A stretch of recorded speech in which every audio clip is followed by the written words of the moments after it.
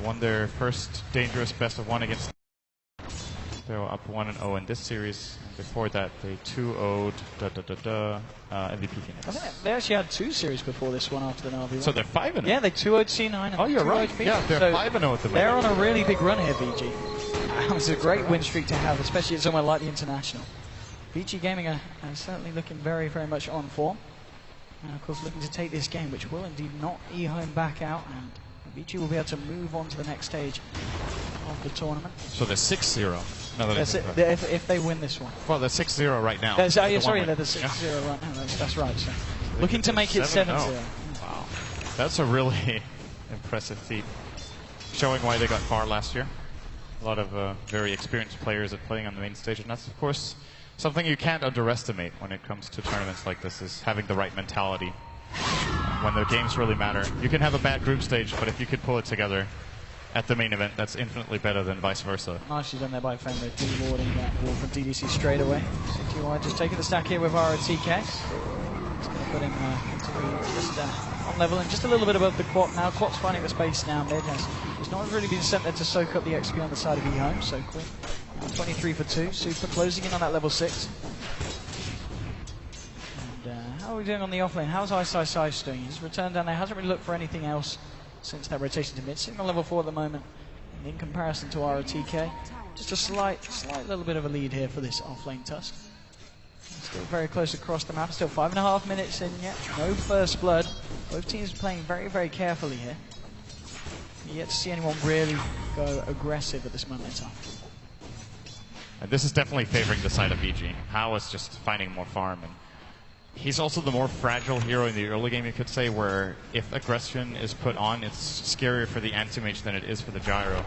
So for Hao to just be able to free farm, they're trading with the Quap as well. They have a really good counter pick for the Storm in this game, which in previous games the Storm Spirits have been able to run rampant because they haven't been counter picked very well, and it's just very snowbally in nature. Oh, yeah, they might be able to glimpse RTK here. Nope. Yeah, they've got him. They've got him. They're going to glimpse him back here, and RTK is out of mana. They're going to try and chase this one down. F1 now, it's not quite enough, and now with the TP coming in fact. And it was with the Jari. He does cancel it in the end. But just there to scare them off and save ROTK. Of course, it looks like Hao is hitting RTK really hard, but the moment he runs out of mana, he has a lot of armor. 7 armor with the Tranquil Boots. Well, Hao doesn't do the mana break damage after that, so he is going to live. And still putting on the pressure in that lane once again. Absolutely worth it. The panelists talked about how it's important for eHome that RTK gets off to a good start. This is average, I would say, with the lane he's up against. He hasn't died. He has 9 CS minutes 7. It is very difficult to play Sand King against this kind of lane. So I guess RTK is doing all right, but of course he would like to be getting a little bit more than this. Straight away there with the Sandstorm, just to avoid the glimpse back to base, indeed, yeah. RTK playing it careful. Continue to just see what he can find from this lane. Ice there with the bit of a creep block to the side here, trying to slow down the momentum of this lane, get it back under control under his tower. Back in the mid, CTY 36 for 4. Up against, of course, Super on the court, 36 for 8. Very close between these two. And Super's got a nice stack here created by Fenrir, so he's going to put the Quap in a very, very good position. But the double damage as well, he'll be able to clean this on his own bottom lane. They tried to go in onto Ice, but a TP coming in there. Now with the glimpse actually bringing back Lanham. Lanham's in a lot of trouble. This could be your first burn, and it looks like it certainly will be there. FY with a very nice rotation to the bottom lane to pick that one off for the team. And FY finding early levels in this and a bit of success here is really, really useful for VG Gaming. He's closing in on level 6 at minute 8. Disruptor, generally a hero we don't see finding an early ultimate, but in this game it's so valuable. It's a great way for them to gank out the Storm Spirits together with Anti-Mage or even without him. Just the Queen of Pain plus a Static Storm should be able to kill him from full health. The defensive supports in eHome aren't really ready yet. The Silencer's level 4, no global. Rubik is level 3. So VG Gaming off to a good start. Their game plan is followed along nicely here. 1,000 gold advantage. Solid farm on Anti-Mage as mentioned. And I'm imagining we'll see FY keeping on rotating, and we'll have a little more static play from Fenrir around the mid lane here, trying to get some experience in keeping the Queen of Pain safe. While Ice claims his level 6 bottom, and then they might get a lot more active. Top lane. Eyeing up Hao. CTY has come in with the rotation. If they can find the anti-mage, it's going to be pretty big. Moving in now with the Vortex onto Hao, but Hao is going to be able to blink away there. At one point in his spell shield, helping him out. He's going to salve himself back up, and the end of the day, the rotation there for CTY. We have to find this camp here. I'm surprised they even tried. That was a 0% play, I think, for them to go for that kill. It's just a big waste of time for the Storm and Sand King. It's mid lane. They're going to force out a TP. This is probably DDC. He's going to, they get the deny there.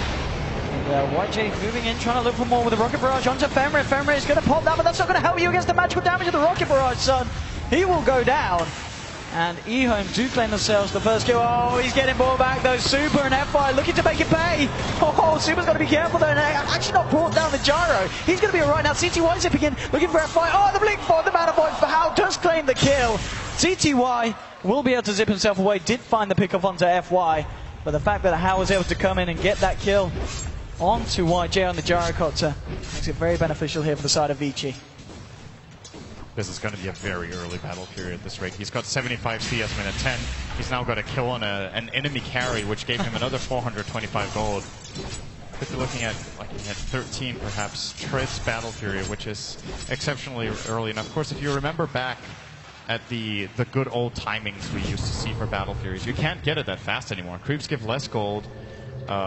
You also have to get the Quelling Blade into the battlefield. Sometimes I believe in the past we'd actually see Burning, for example, buying up the battlefield before Quelling Blade, just farming very stably without it.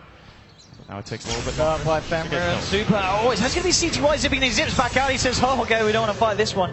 Has used all his mana. Iso Slice and Femre trying to close it down.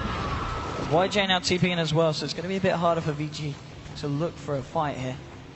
Now it looks like they're playing a bit safe in here. They're going to leave this lane, heading up the river. Going to look elsewhere, top lane. FY just trying to find levels along. He has dust on FY.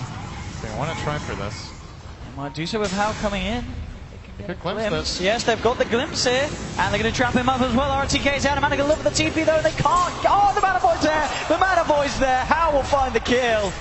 And again, nicely executed there by the side of VG. Remember when I said 13-minute battle period? It's going to be very, very close to that. Maybe even sooner. 1,800 gold on top of the Perseverance. Maybe 12-minute battle period. Oh, he missed the CS. The dream is over. Alright, they lost the game. Bottom lane, what's going on here? Lanham and Super. On a bit of fancy football. Oh! Very nice Sonic Wave there from the Quap. Nicely caught on the edge. 5 for 2. VG starting to break away, and it just says, yeah, the fact that you're looking at how he's reaching 6k net worth. YJ is only reaching 4, so already 11 minutes in, there's a 2k net worth difference, and the fact that Hal is going to get this ridiculously good timing here on the Battle Fury on top of his treasure means that difference is just going to get bigger and bigger, and it's going to be very hard for YJ to keep up in terms of farm. It's impossible, actually. Yeah. Even with some good ancient specs. Gyro can farm really fast, but it can't farm as fast as an Antimation. The good news for eHome is that he might not have to keep up completely, but he definitely needs to keep the gap at about these 2,000 if he can, or Anti-Mage will be able to take over the game. And it's not just the Anti-Mage who's having a good game, that's the problem here for the Radiant, of course. eHome. Super, already 60 CS as well, has a kill to boot. The Disruptor of FY has been doing a good job finding ganks. And even the Tusk of Ice in the offlane has not died. He's level 7 with Arcanes. With all the utility they're looking for to be able to 4 and 5. Like, ideally, they like how to farm as much as possible, and then should it be necessary, this is his battle for you done. Just 50 gold to go, and you're right, it's before the 13-minute mark. I mean, I'm sure there's going to be some impressive stat on that. I think this is the fastest Treads battle period this patch, at least this event. It's got to be up there. Because you remember the good old timings of battle periods that were really early. I think some of the earliest we've seen from Burning has been like minute 9, but that was with brown boots and without a 4-man shield. And before the change, yeah. And before the creep changes. So this is exceptionally early. He gets a 12:59. Oh, Lanham. Now YJ coming into the jungle here. They did have the ward here, but I think he might have just blinked around it. They're not going to head that way. They're actually heading towards the top. They do have CTY in lane with the Storm as well, so maybe they just want to look for a potentially easier pick-off here onto FY, but FY with level 6 has the Static Storm as well. And looks like the Rubik and the Gyro just going to walk around the jungle here with Lanham and YJ. They're just going to block it up as well, trying to slow down. They've seen that he's had this ridiculously good timing here with the Battle Fury, and they don't want his farm to get out of control, so they're going to do what they can here to disrupt it. Moving towards the mid lane, maybe going to look for a wraparound here onto Femre. They realise that he's pretty much out of mana, and here we go with the Telekinesis Rocket Barrage. Femre in a lot of trouble here. Nothing that he can do, and eHome find themselves the kill onto Wyvern. At the same time, the Storm Spirit is split pushing top. This is very good for eHome that they get to put a bit of pressure, but of course, they give a lot of information away with that gank and showing Storm, so Hao feels confident going to hit the tower bottom lane. And of course, he hits really hard right now. He's got 150 damage already, minute 14, because of his incredible farm. Global silence use because top lane. FY nearly killing CTY. CTY not quite turning it around here, but he's going to be able to keep himself alive. Mid lane, they'll find the tier 1. At the same time, indeed, that Hao does find a tier 1 for his own team. Takes down the bottom lane. Continues his farm here. Now level 11 here on the bounty. Sorry, what the anti-mage. Bounty mage? Bounty mage. Pretty much for the amount of farm he's going to be getting at this rate. 14 minutes in.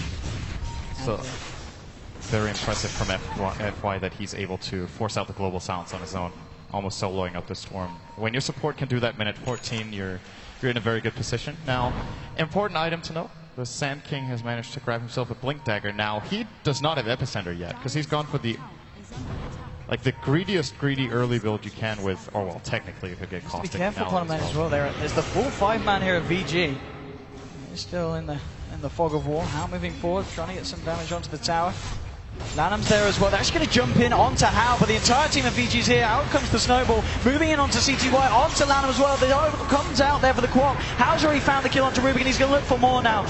Actually backing themselves off because eHome's coming with the rotates. They find Ice. They'll get that Fenrir. Will go down as well. Can't embrace it. Isn't going to save him. And eHome there with the defense, taking down 2. Only losing the Rubik, and they keep their tier 2 alive here on the bottom lane. Yeah, it looked like a good snowball for Ice, and he had to do it, else Hao would have probably been killed off there by the Storm Spirit. So good save, but it gets himself into a horrible position. It's easy for Hao to get out of that one, but Tusk not so lucky to have a blink yet.